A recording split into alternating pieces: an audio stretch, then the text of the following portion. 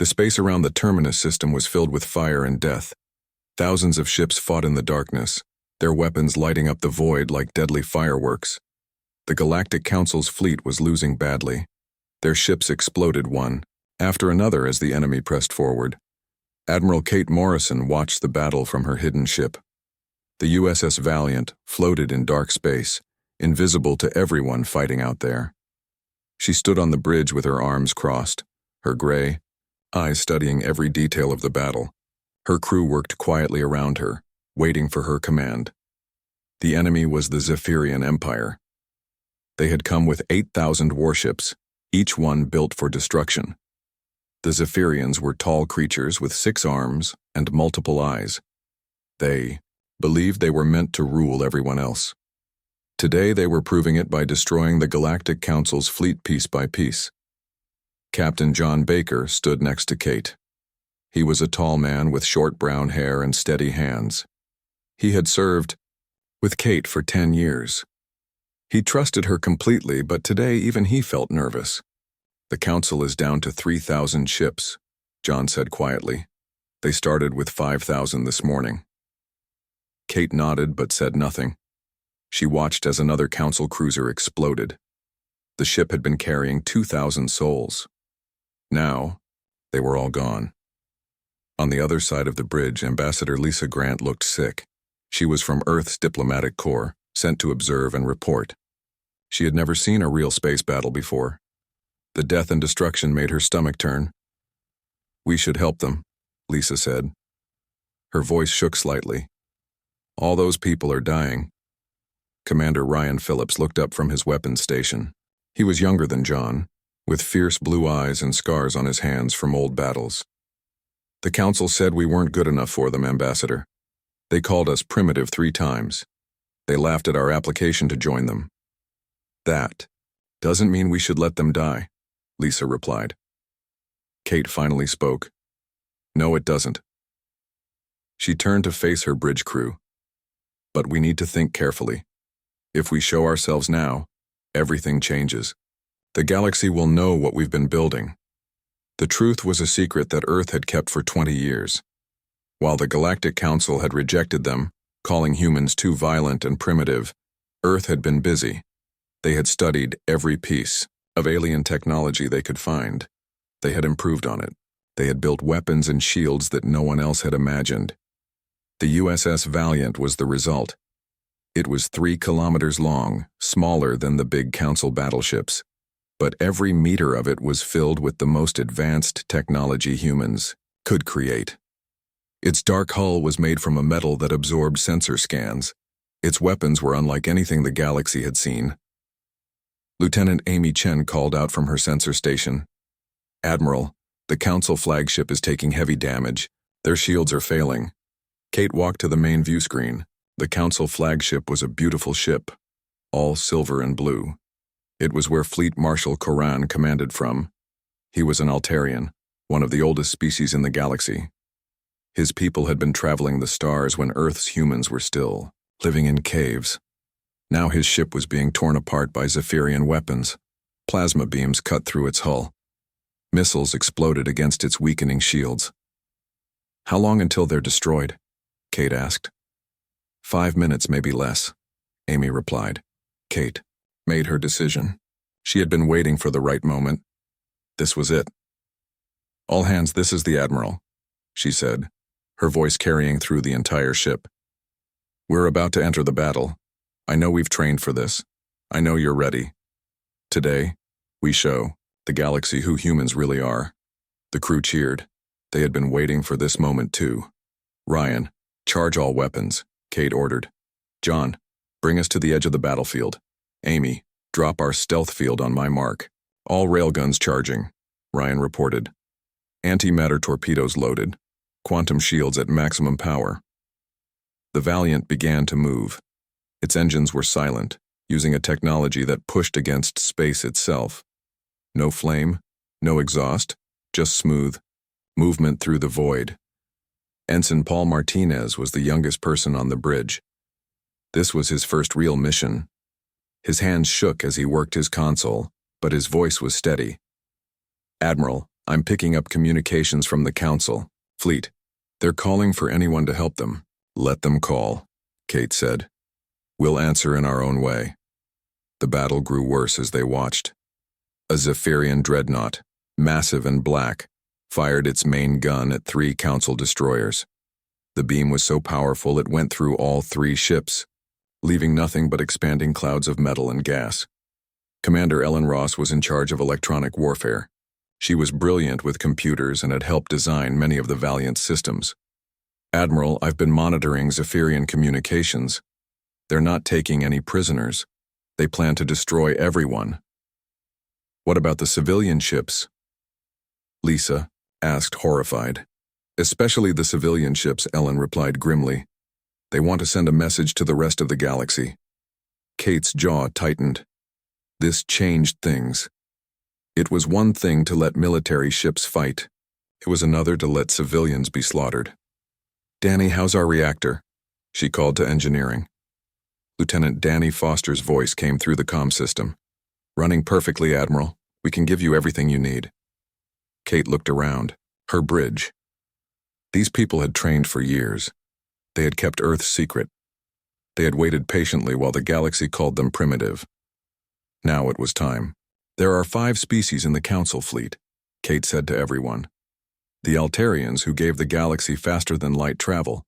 The Vendari, who have never started a war in their 1,000-year history. The Kronos warriors, who fight with honor. The Selvani, who create the most beautiful art in known space. And the Quellans, who feed half the galaxy with their farming worlds. She paused, letting her words sink in. All of them are about to die. All of them rejected us. All of them called us barbarians. She straightened her uniform. Today, we prove that humans might be warriors, but we're also protectors. We don't let innocents die even when those innocents didn't want us. The bridge was completely silent except for the hum of computers. Battle stations, Kate commanded. Let's remind the galaxy why humans survived on a death world. Let's show them what we learned from our wars. Let's teach them that rejecting humanity's friendship was their mistake, not ours. The lights on the bridge changed to red. Throughout the ship, crew members ran to their positions. Weapons powered up, shields strengthened. The USS Valiant prepared for war. Kate Morrison took her command chair.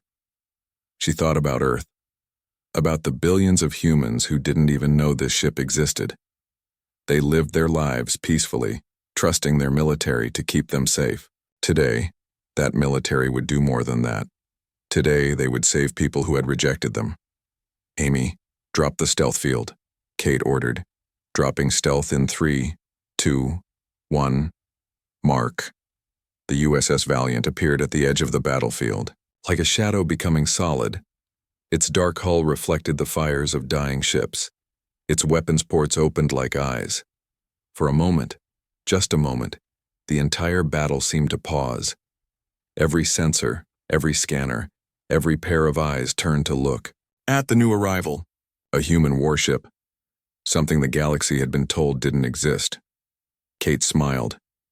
It wasn't a happy smile. It was the smile of someone about to change everything. Open a channel to all ships, she ordered. Let's introduce ourselves.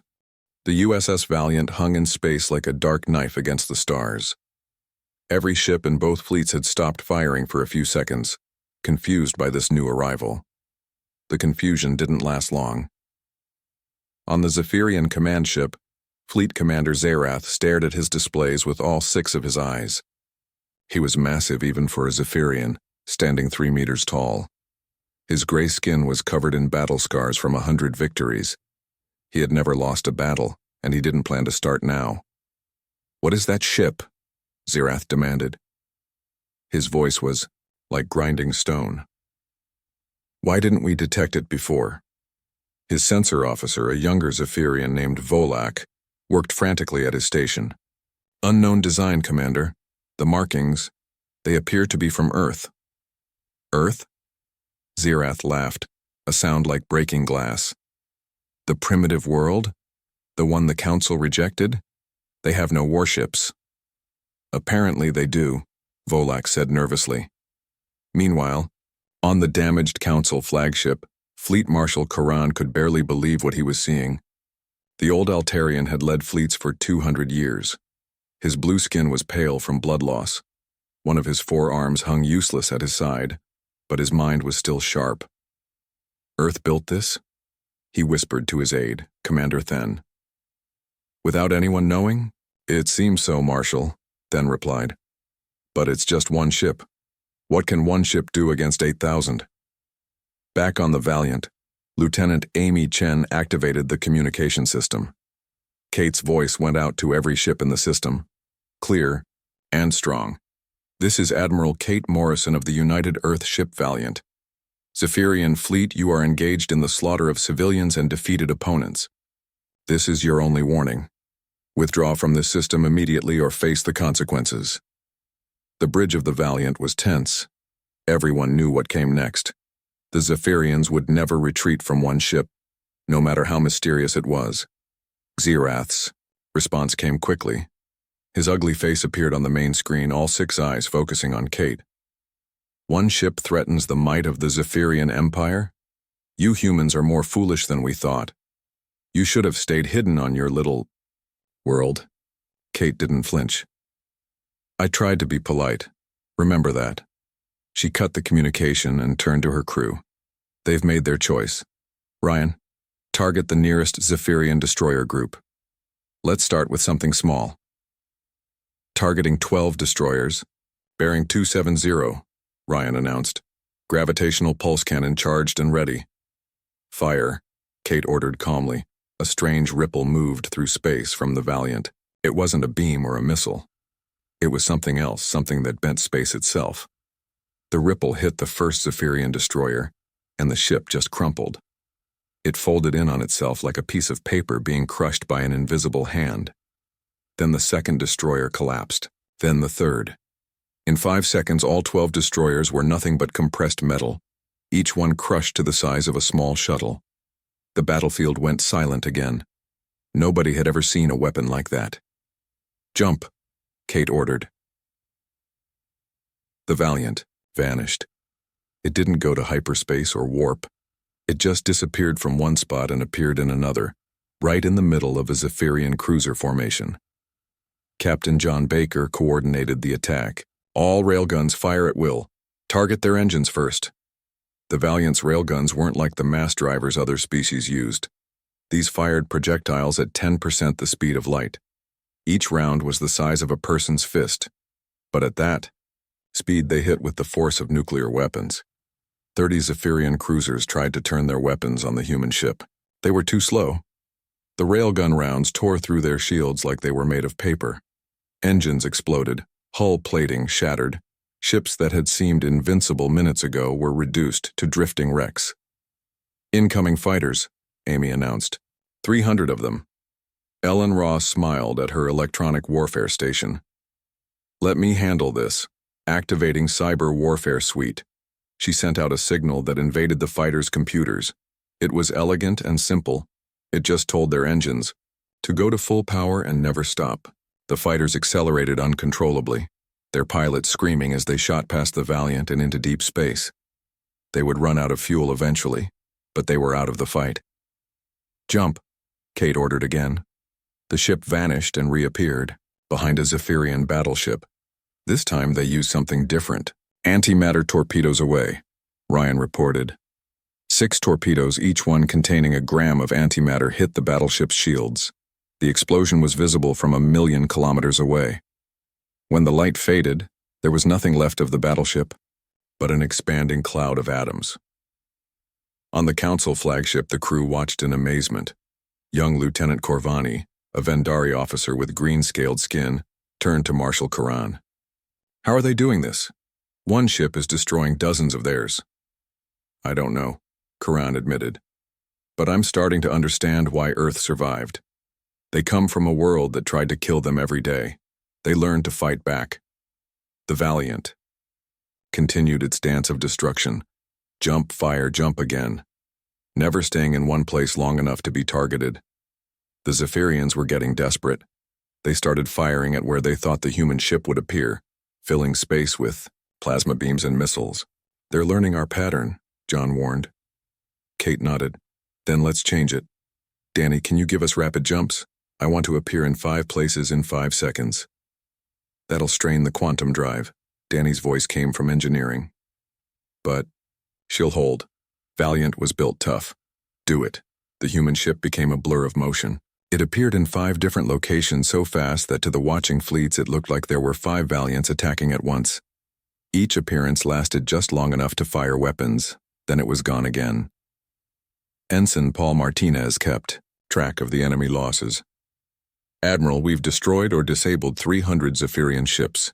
Their formation is starting to break. But the Zephyrians had thousands more ships. They were bringing their bigger vessels forward now. Dreadnoughts the size of small cities, each one bristling with weapons. Admiral, Lisa Grant said from her observer position, there are still civilian ships trying to escape. The Zephyrians are moving to cut them off. Kate's expression hardened. Not going to happen. John, new target. Those ships threatening the civilians.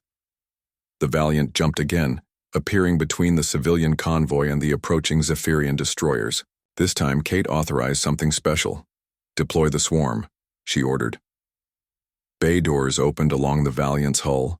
Thousands of tiny drones, each one no bigger than a basketball, poured out. They moved like a school of fish, flowing around the civilian ships and toward the enemy. The Zephyrians laughed at first. What could such small things do?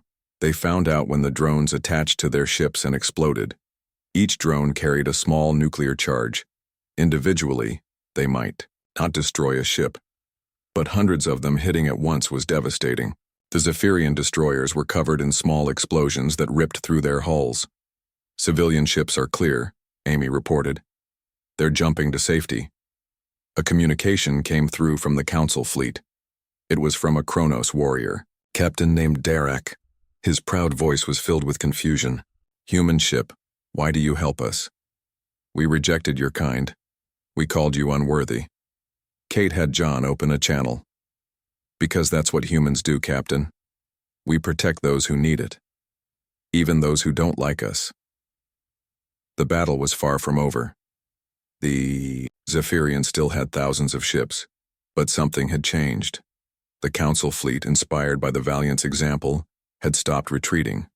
They reformed their lines and began fighting back. And in the Zephyrian fleet, for the first time in their history, doubt was spreading. They had come to destroy a weak enemy. Instead, they had found something impossible. A single ship that fought like 100. A species they had dismissed as primitive, that had weapons beyond their understanding. Fleet Commander Zerath roared, in fury. All ships concentrate fire on the human vessel, destroy it at any cost. 3,000 Zephyrian ships turned their weapons toward the Valiant. Kate saw them coming and smiled. They're taking the bait, she said quietly. Then louder, all hands prepare for maximum defensive measures. Let's show them what human engineering can really do. 3,000 Zephyrian ships fired at once. The space around the USS Valiant turned white with energy. Plasma beams, antimatter missiles, kinetic rounds, and exotic weapons nobody had names for all converged on the single human ship. Kate stood calmly on her bridge as the entire vessel shook. Shield status? Quantum shields holding at 92%, Danny Foster called from engineering. The harmonic frequency is adapting to their weapons. Give me 30 seconds and we'll be even stronger. The crew of every other ship in the HFY system stared in disbelief. No ship had ever survived that much firepower. The Valiant's shields shimmered with a strange blue light, bending and twisting the incoming energy around the ship instead of trying to stop it directly. Their shields are impossible, Zerath snarled on his command deck. No single vessel could generate that much power. He was wrong. Humans had solved the power problem in a unique way. The Valiant's reactor didn't just generate energy. It pulled it from quantum space itself, tapping into the endless energy that existed between dimensions. It was dangerous technology that other species had tried and failed to master. Humans had succeeded because they were willing to take risks others wouldn't. Our turn, Kate said. Ryan, activate all weapon systems. Let's show them what 20 years of preparation looks like. The Valiant's hull transformed. Weapon ports opened everywhere. Some were large, others tiny. Some glowed with energy, others were dark holes that seemed to eat light. The human ship had been holding back. Now it revealed its true power. Firing solution calculated, Ryan announced, targeting 100 ships simultaneously. Fire. What happened next would be studied in military academies for generations.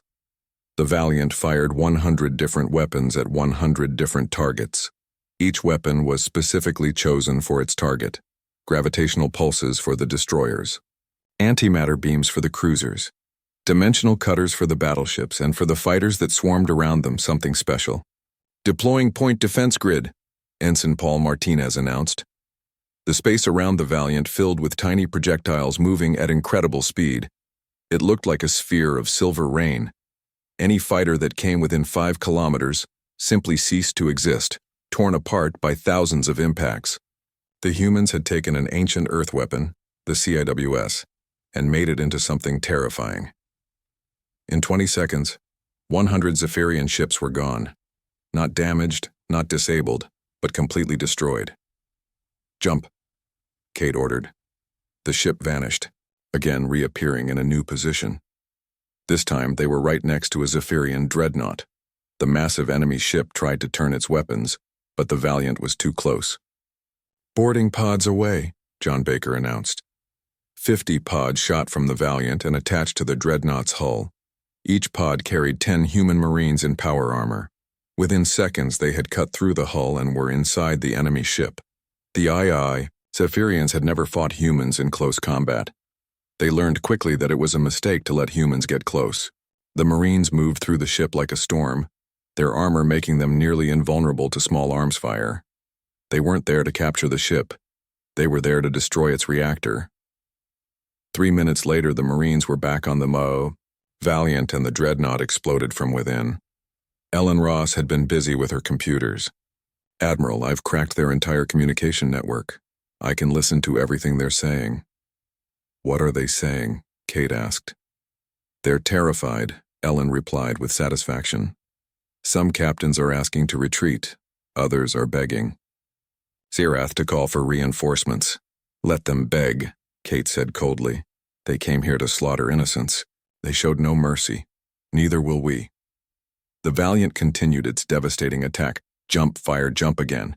Each appearance brought death to the Zephyrian fleet. But Kate was smart. She wasn't just destroying ships randomly. She was cutting the enemy fleet into pieces, isolating groups of ships from each other, making it impossible for them to coordinate. On the Council flagship, Marshal Karan watched with a mixture of awe and fear. They're not just winning, he said to his aide. They're teaching a lesson. Every move is calculated to cause maximum psychological impact. He was right. Kate had studied war all her life. She knew that defeating an enemy wasn't just about destroying ships. It was about breaking their will to fight. Admiral, Amy Chen called out, I'm detecting something odd. There's another human ship nearby, but it's cloaked. Kate smiled slightly. Ignore it. That's the backup plan. The battle had been going for 20 minutes now. The Zephyrian fleet had lost over 1,000 ships. The Valiant had taken some hits, its shields down to 70%, but it was still fighting at full capacity. Then Zerath made a decision that would seal his fate. All remaining ships initiate ramming speed.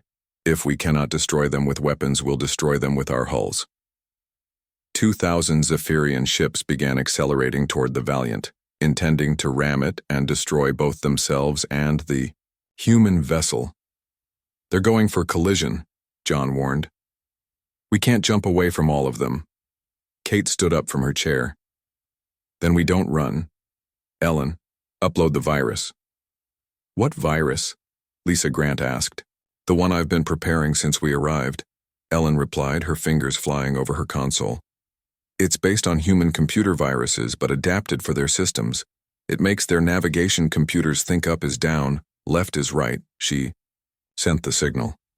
It spread through the Zephyrian fleet like wildfire, jumping from ship to ship through their connected battle network. Suddenly, Zephyrian ships began spinning uncontrollably. Some flew into each other. Others shot off in random directions. It's working, Paul Martinez shouted. They're completely disorganized, but not all of them were affected.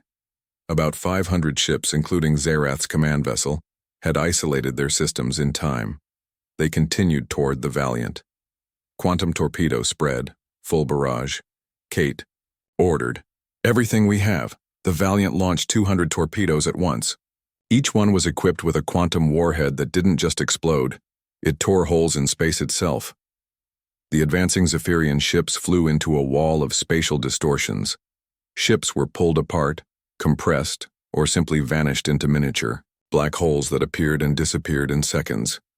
Commander Ryan Phillips watched his tactical display. 300 enemy ships destroyed, 200 still coming. "Let them come," Kate said. "Prepare the gravitational wave generator." This was the Valiant's most experimental weapon. It had never been tested in combat. Danny Foster's voice was tense from engineering. "Admiral, this could damage our own systems." "Do it," Kate ordered. The Valiant's hull began to vibrate. Energy built up in its core, more and more, until the ship itself seemed to glow. Then it released all that energy in a single gravitational wave that spread out in all directions. The wave hit the approaching Zephyrian ships like an invisible tsunami. They were pushed backward, tumbling end over end. Some collided with each other. Others had their hulls crushed by the gravitational stress. When the wave passed, fewer than 50 were still functional. Fleet Commander Zerath's ship was one of the survivors. His bridge was in chaos, half his crew dead or injured. But he was still alive, still angry, still determined to win. "Target their reactor," he commanded. "If we can breach it, the explosion will destroy them." His dreadnought's main weapon, a Starkiller-class antimatter beam, began to charge. It was the most powerful weapon in the Zephyrian fleet, designed to crack planets. Amy Chen detected it immediately. "Admiral, massive energy buildup in the enemy command ship. If that hits us..." "It won't," Kate said calmly. "John, remember that maneuver we practiced? The one everyone said was insane?" John grinned. "The gravity slingshot? That's never been done in combat. First time for everything." The Valiant began to accelerate, not away from Zerath's ship, but toward it.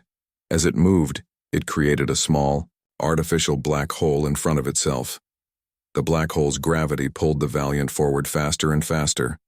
Zerath fired his Starkiller beam. The massive energy blast shot through space toward the human ship. But the Valiant was no longer where it should be. It had used the black hole to slingshot around, changing direction at impossible speed. The beam missed by meters. Now the Valiant was heading straight for Zerath's dreadnought at 20% the speed of light. "Brace for combat maneuver," Kate announced to her crew. At the last second, the Valiant fired its forward thrusters and launched a spread of dimensional cutters.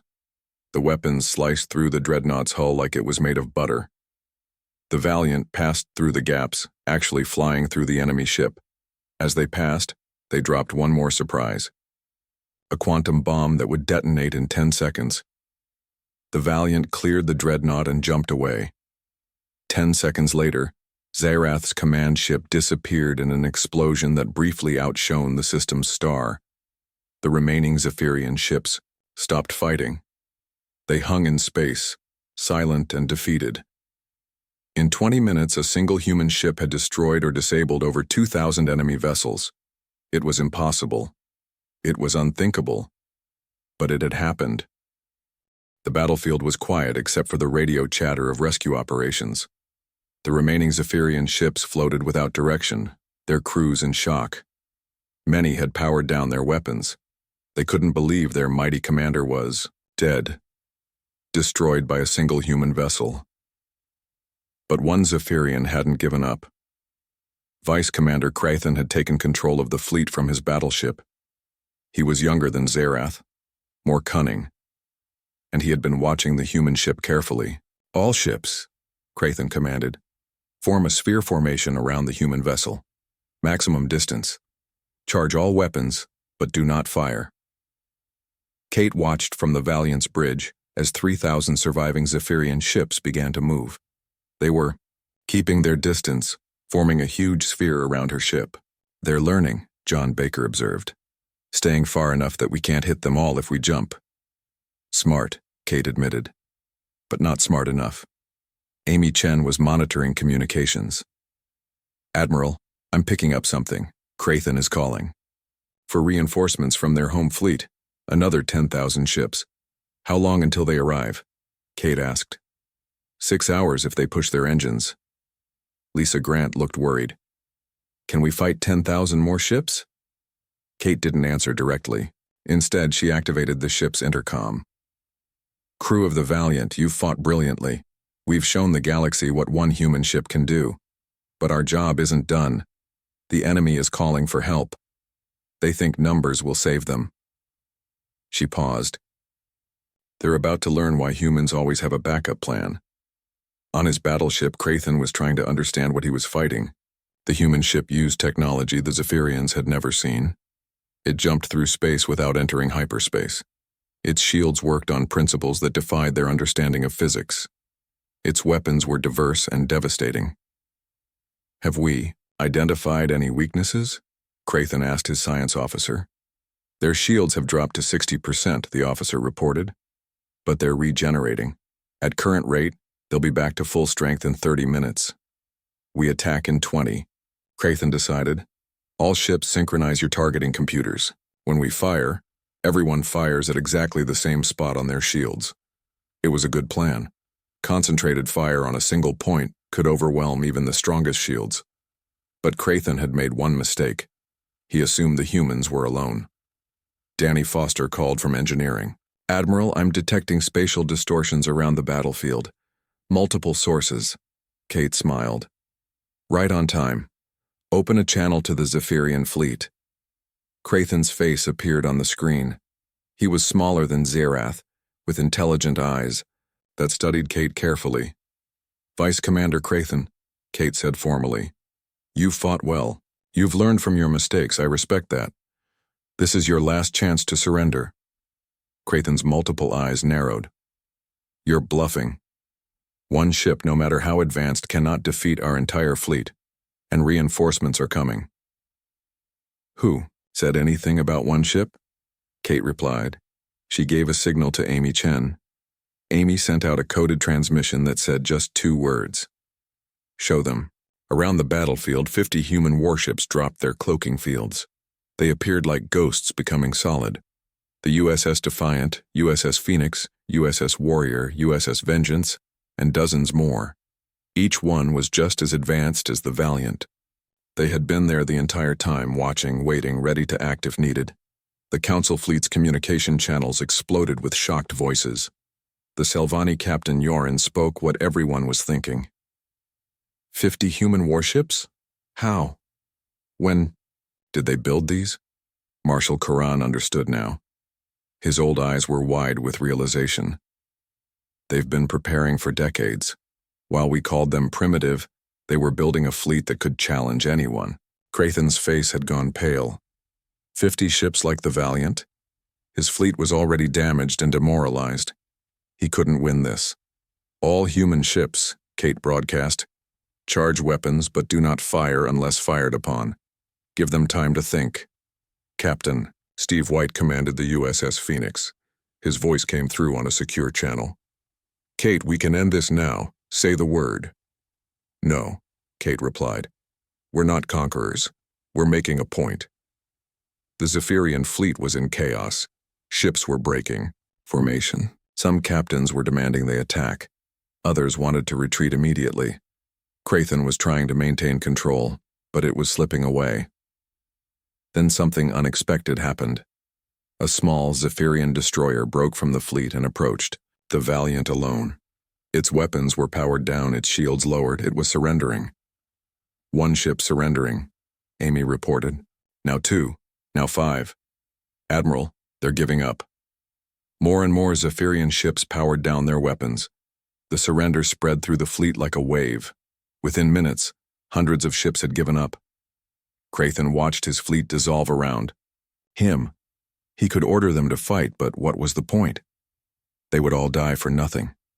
But then sensors detected something new. The Zephyrian reinforcement fleet had arrived early. 10,000 fresh ships dropped out of hyperspace at the edge of the system.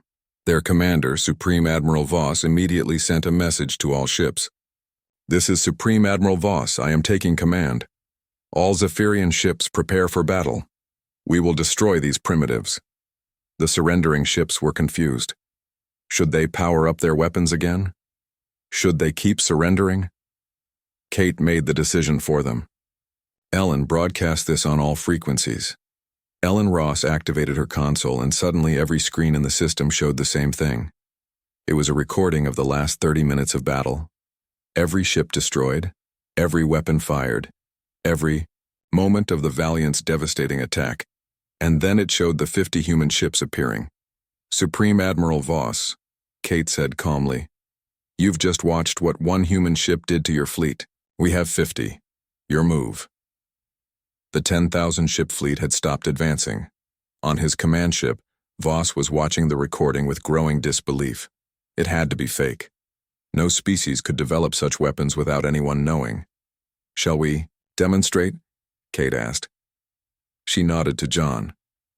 All 50 human ships fired a single weapon at the same time. They targeted empty space, but the combined firepower created an explosion visible from across the system. When it faded, there was a new asteroid field where there had been nothing before. "We turned empty space into matter," Kate explained to the shocked aliens. "We can do the opposite too. Turn matter into empty space. Your choice, Supreme Admiral." On the Council flagship, Marshal Koran was having trouble breathing, not from his injuries, but from sheer amazement. They could destroy us all. Every ship here.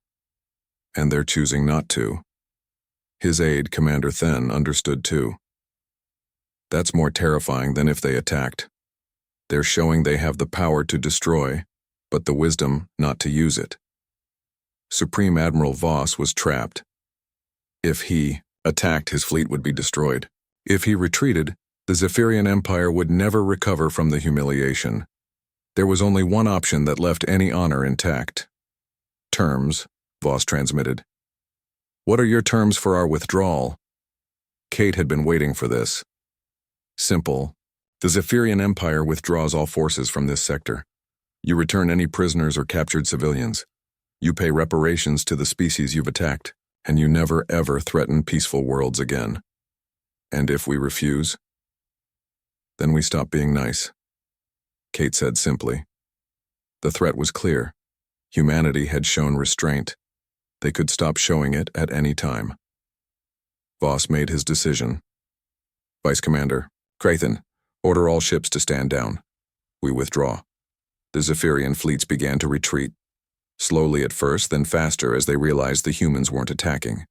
Within an hour they were gone, jumped to hyperspace and fleeing back to their territory. The battlefield belonged to humanity and the Council fleet. But the real victory was what came next. Ambassador Lisa Grant had been quiet during the battle, but now she spoke up. "Admiral, the Council fleet is asking to speak with you." "Put them through," Kate ordered. Marshal Koran appeared on the screen. The old Altarian looked exhausted but also amazed. "Admiral Morrison, I speak for all Council species when I say, we were wrong about humanity. Completely wrong." "Yes," Kate agreed. "You were. You could have conquered us all," Koran continued. "You had the power. Why didn't you?" Kate stood and faced the screen directly. "Because that's not who we are. Humans are warriors, yes. We come from a dangerous world that taught us to fight. But we learned something else too. We learned that the strong should protect the weak. We learned that mercy is not weakness. We learned that true strength is knowing when not to fight." She paused, letting her words reach every ship listening. "You rejected us because you feared our violence. But you never understood that our violence has purpose. We fight to protect. We destroy to save. We kill to preserve life. That's what makes us human." The bridge was silent. Across the fleet, across species that had traveled the stars for millennia, there was a new understanding. Humanity wasn't primitive. They weren't barbarians. They were something else entirely. They were protectors who had been waiting for the right moment to reveal themselves.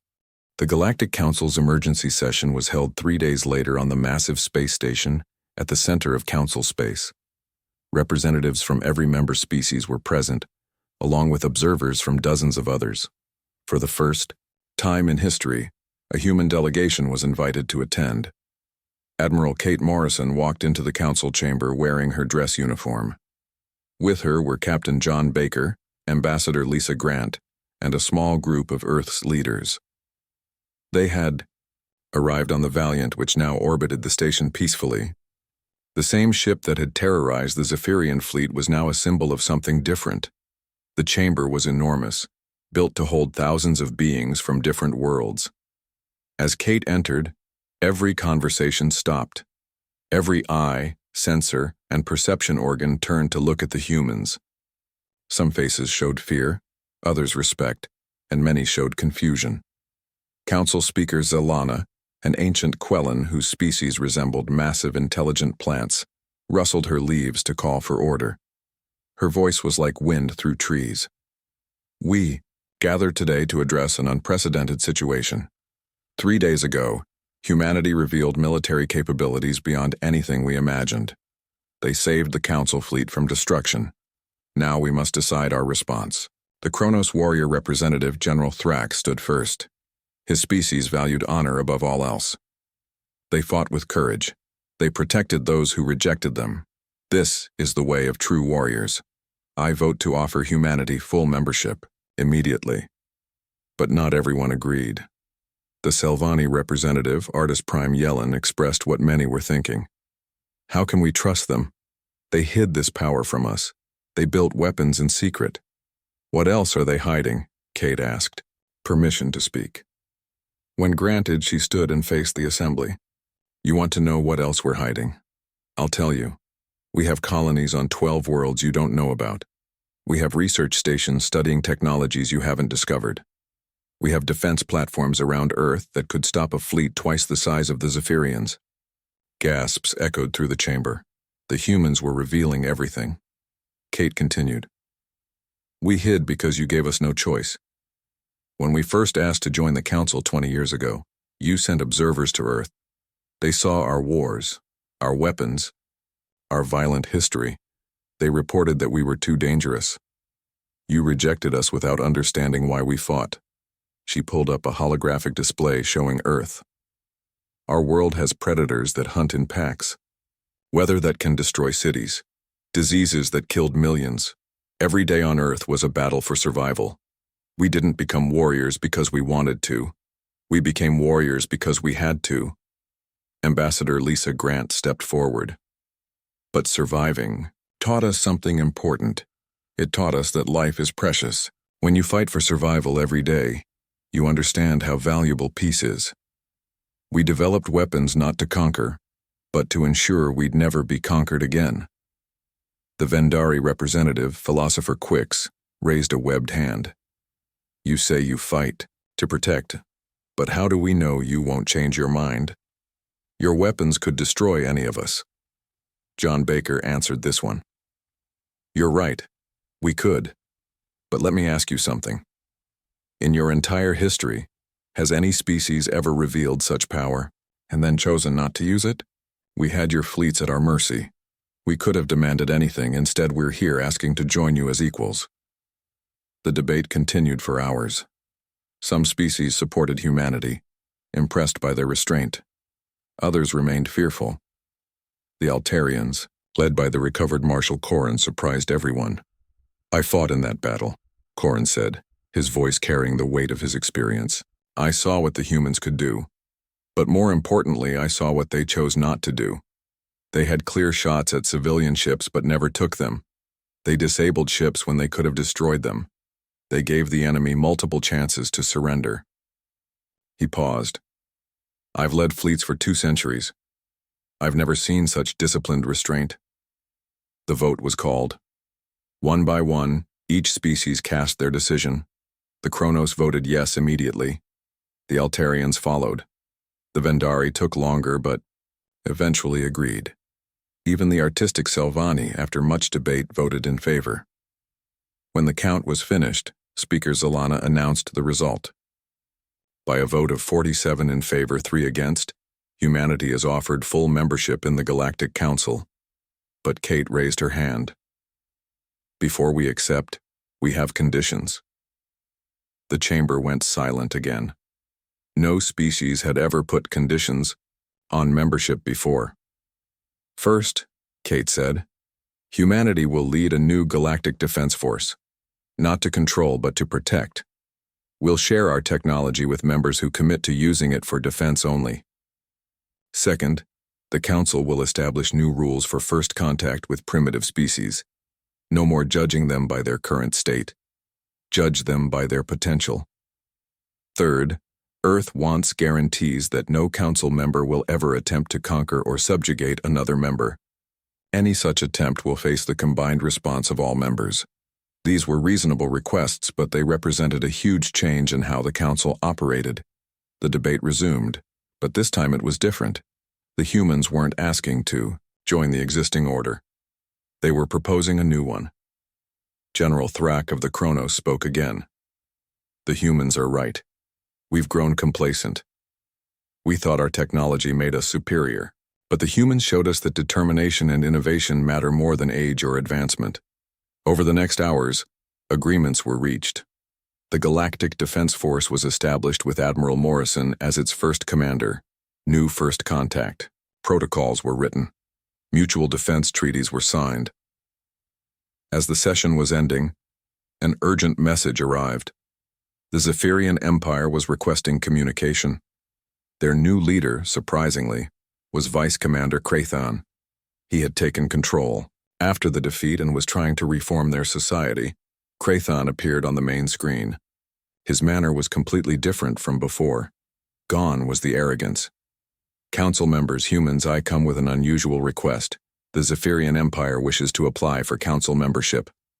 The chamber erupted in angry voices. The Zephyrians had just tried to destroy them all. But Kate called for silence. Let him speak. We were wrong, Krathon admitted.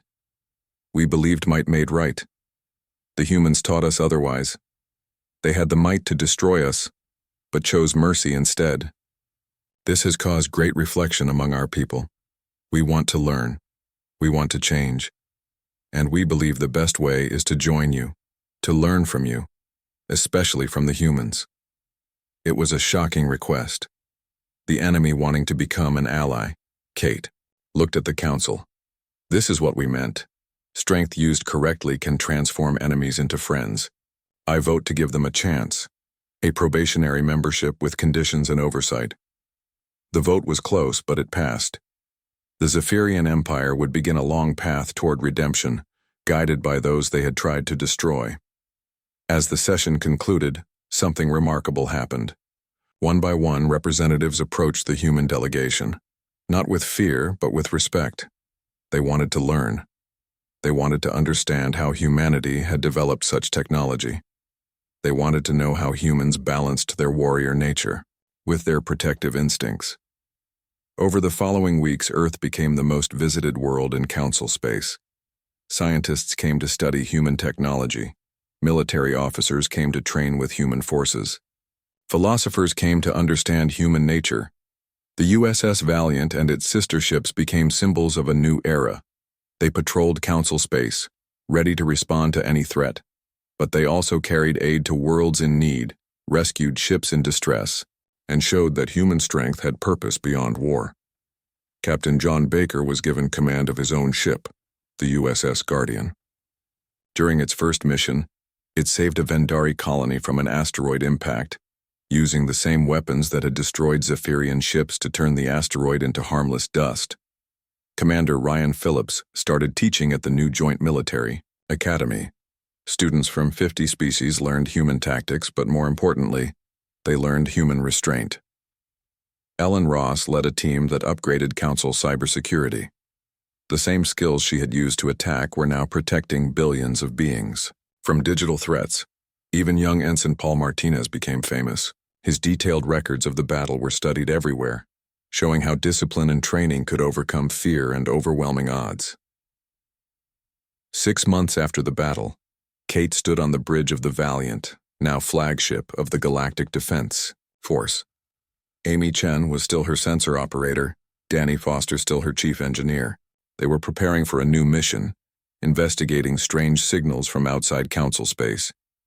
Lisa Grant, now Earth's permanent ambassador to the Council, was visiting. "Any regrets about revealing ourselves?" she asked Kate. Kate looked at the stars through the view screen. "None. We spent too long hiding. Humanity was meant for this. We were meant to be the shield between civilization and chaos." A communication came in from Earth. It was from the President of United Earth. "Admiral Morrison, the Council has approved your proposal. The Galactic Defense Academy will be built on Earth's moon.